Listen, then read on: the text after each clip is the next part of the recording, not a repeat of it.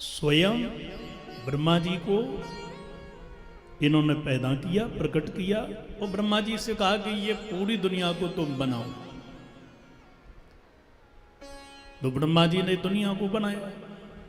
10 प्रकार की सृष्टि प्रमुख करी और 10 प्रकार की सृष्टि में यह मैथुनी सृष्टि, मानवीय सृष्टि की भी रचना करी, जिसमें श्री मनु जी महाराज और रानी सदरूपा, इस मनु जी की सृष्टि में हम सब मानव कहलाए। सज्जनों, मनु जी के यहां पर 3 बेटी आकुति, देवहूति और प्रसूति, और 2 बेटा प्रियव्रत, उत्तानपाद। परंतु पहले सृष्टि नहीं थी, क्योंकि हिरण्याक्ष धरती को चुरा करके ले गया। ब्रह्मा जी ने प्रार्थना करी कि मैथुनी सृष्टि रुकेगी कहाँ। तो यह प्रश्न मनु जी का भी ब्रह्मा जी से था। तब भगवान ने बराह रूप धारण किया और हिरण्याक्ष का वध करके धरती को ला करके ऊपर स्थापित कर दिया। तब मनु जी की सृष्टि प्रारंभ भई। राजा ने प्रश्न किया कि महाराज, मैंने तो सुना है कि ये हिरण्याक्ष 2 भाई थे, हिरण्यकशिपु भी था, जरा इसकी भी चर्चा सुनाए। तो सुखदेव जी वर्णन करते हैं, सायंकालीन की बेला में श्री कश्यप जी यज्ञ कर रहे थे, जिनकी 13 पत्नियां हैं, उसमें प्रमुख पत्नियों में दिति जो दैत्यों की मैया है, उसने निवेदन किया कि मुझे भी महाराज एक बेटा दीजिएगा। और सायंकालीन की बेला में 4 कार्य वर्जित हैं: अध्ययन करना, भोजन करना, शयन करना और पति पत्नी का मिलन। दिति के आग्रह के कारण महात्मा जी बहुत कुछ बोले, परंतु ये जब नहीं मानी तब पुत्र रत्न की प्राप्ति करवाई और कहा कि ये पुत्र तुम्हारे 1 नहीं 2 होंगे, और निश्चित रूप से स्वयं जगतपति अलग अलग अवतार धारण करके इनका वध करने के लिए आएंगे। दोनों जब पैदा होने लगे, कई वर्षें निकल गई, देवताओं की श्वास लग गई। देवता ब्रह्मा जी के यहाँ गए, तब जाना कि यह जय और विजय ही सनकादियों के द्वारा स्थापित होकर के दिति के गर्भ में आए हैं। कालांतर में इनका जन्म हुआ और देखते देखते विशाल बन गए। हिरण्यकशिपु जाकर के स्वर्ग के सिंहासन पर बैठ गया। हिरण्याक्ष ने दिग्विजय करी, नारद जी के द्वारा प्रेरित होकर के भगवान श्री हरि से जाकर के भिड़ गया। भगवान बराह रूप धारण करके धरती को नीचे से ला रहे थे और भगवान से युद्ध किया। प्रभु ने इसका उद्धार कर दिया। सभी देवतन ने भगवान की मधुर स्तुति गाई और तब धरती ऊपर आई। तब मैथुनी सृष्टि प्रारंभ हुई। सज्जनों का विवाह रुचि प्रजापति के साथ हो गया। इनके यहां पर एक बेटा हुआ जिसका नाम है यज्ञ। तो बिटिया भाई दक्षिणा दोनों का विवाह हो गया। 12 बेटा भाई इनके। इसका विवाह कहाँ करूं? तो स्वयं ब्रह्मा जी के कहने से, जो ब्रह्मा जी के पुत्र कर्दम हैं, जो सिद्ध आश्रम में तपस्या करते हैं, उन्हीं कर्दम जी के पास में जाकर के विवाह किया। परमात्मा जी ने कहा कि एक पुत्र जब जन्म लेकर के आएगा तो हम बाबा जी बन जाएंगे। देवहूति ने स्वीकार किया, मुझे स्वीकार है, परंतु सत्यता यह है कि मुझे योगी पति चाहिए, भोगी नहीं। कामक नाम के विमान की रचना करके महात्मा जी अनेक वर्ष तक विचरण करते रहे। 9 बेटियां जन्म लेकर के आईं। अंत में जब जंगल को जाने लगे तब देवी देवहूति ने कहा कि बेटियों का विवाह करके तो जाओ महाराज। और मुझे आपने कहा है कि स्वयं श्री ठाकुर जी ने आपको आशीर्वाद दियो है कि मैं तुम्हारे घर पर पुत्र बन के आऊंगा। तो आप वो पुत्र तो अभी नहीं आए, और फिर इन बेटियों का विवाह करके भी तो जाओ, अपने कर्तव्य को पूरा करके तो जाओ। यदि फर्ज को पूरा नहीं किया तो फिर धर्म भी पूरा नहीं हो पाता है। इसलिए फर्ज को पूरा करना चाहिए। तब महात्मा जी ने प्रतीक्षा करी और इनके यहाँ पर भाद्रपद शुक्ल पक्ष द्वादशी के दिन मध्याह्न के ठीक सज्जनों 12 बजे भगवान कपिल के रूप में पधारे। और जब भगवान कपिल के रूप में आए, सब देवता स्तुति गाने के लिए नीचे आए। ब्रह्मा जी भी आए सारे ऋषियों को लेकर के। और ब्रह्मा जी जब जाने लगे तब करदम जी ने निवेदन किया कि पिताजी, आपने दुनिया को बनाया है और आप दुनिया को जानते हो अच्छी तरह से। हमारे 9 बेटियां हम विवाह करके भजन करने के लिए जंगल में जाना चाहते हैं। अब आप कृपा करके बताओ कि हम इन बेटियों का विवाह करें कहाँ, क्योंकि आपने दुनिया को बनाया है, आप जानते हो। ब्रह्मा जी ने कहा, बेटा करदम, ये दुनिया बहुरंगी है, बहुत नाक रगड़ना पड़ेगी, और बेटी के बाप के लिए तो बहुत परेशान होना पड़ता है, कुल खानदान खोजना बढ़िया, और वह भी मिल गया बढ़िया, तो खान पान कैसा है, वह भी ठीक है, तो गोत्र डीएनए टेस्ट, ये डीएनए मिलता है कि नहीं, ये गोत्र सिस्टम, इसको मिलाना है, यह भी मिल गया, तो मांग जांच कितने में पटे, बोलो राधे राधे, ये भी सब हो जाए तो कहां स्वागत सम्मान की कहीं पूर्ति न कर पाए तो खराब स्थिति।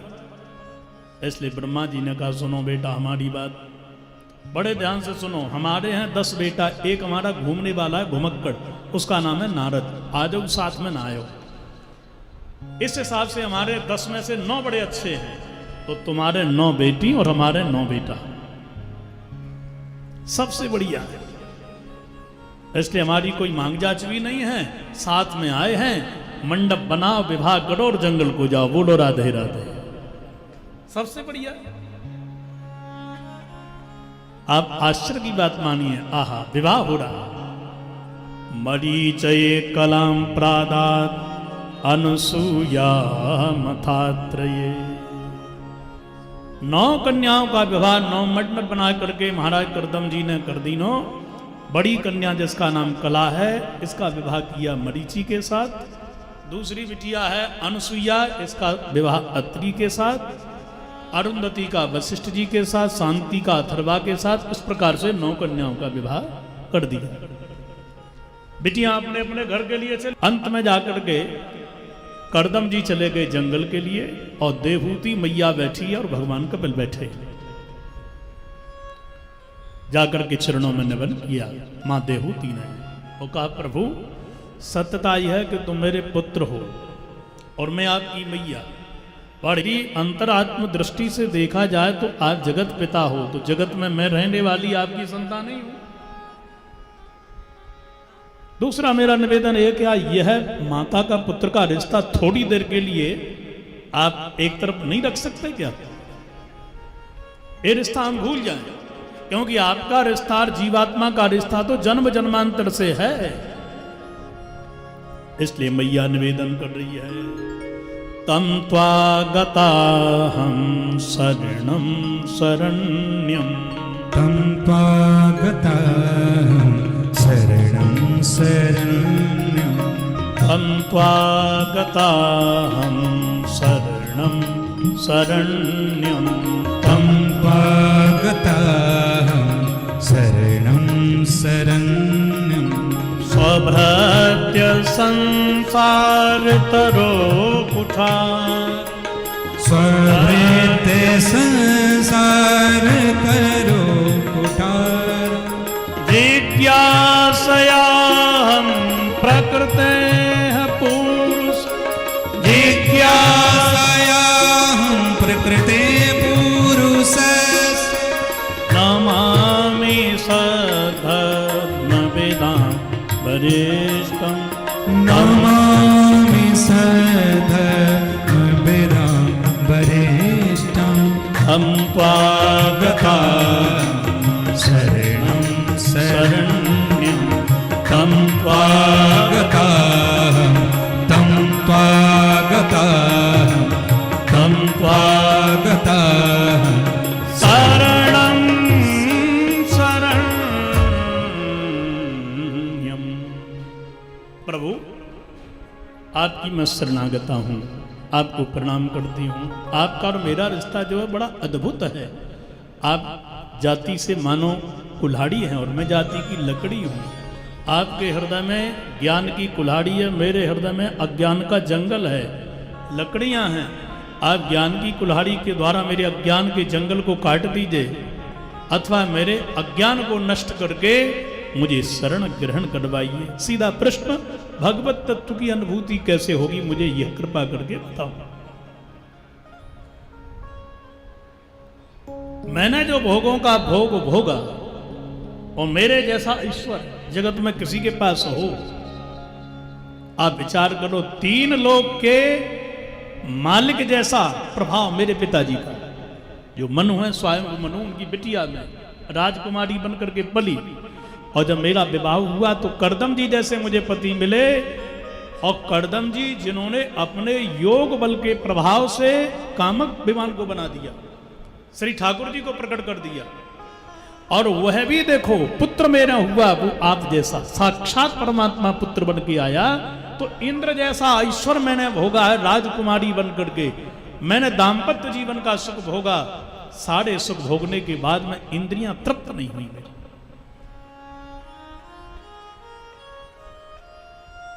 क्यों? विषयों में सुख है ही नहीं। ये इंद्रियां ज्यों-ज्यों विषय का भोग भोगती जाएंगी, त्यों-त्यों प्यासी और भूखी होती चली जाती है। इसलिए प्रभु आप मुझे यह बताओ, कृपा करके भगवत तत्व की अनुभूति मुझे कैसे होगी। मैं आपकी शरणागता हूं, कृपा करो मेरे ऊपर। भगवान कपिल कहते हैं, मां बस केवल एक उपाय है, यदि तुमको भगवान से मिलना है तो मन के लिए आप असंग बना लो, मन को जीत लो बस। पर मन को जीतना तो बड़ा कठिन है हमारा। मन को जीतना उसी प्रकार से कठिन है जैसे वायुडव घना बली, जैसे वायु को कोई बस में नहीं कर सकता है, वायु को पकड़ नहीं सकता, ऐसे ही मन की गति को कोई रोक नहीं सकता है। बड़ा चंचल है, एक पल में इधर, दूसरे पल में उधर, ये भागता रहता है।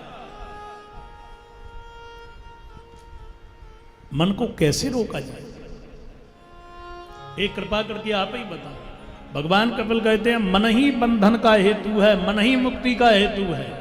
ये मन यदि सत्संग में रंग गया तो भगवंत से मिल गया, ये मन विषयों में रंग गया तो नरक में ले जाएगा। जैसे वायु चलती है, फूलों से निकली सुगंधी लेके चली और दुर्गंधी से लेकर के चली तो बदबू आने लगी। इसी प्रकार से मन है, मन को जहां लगाओगे मन वही ग्रहण करके आपको पेश कर देगा।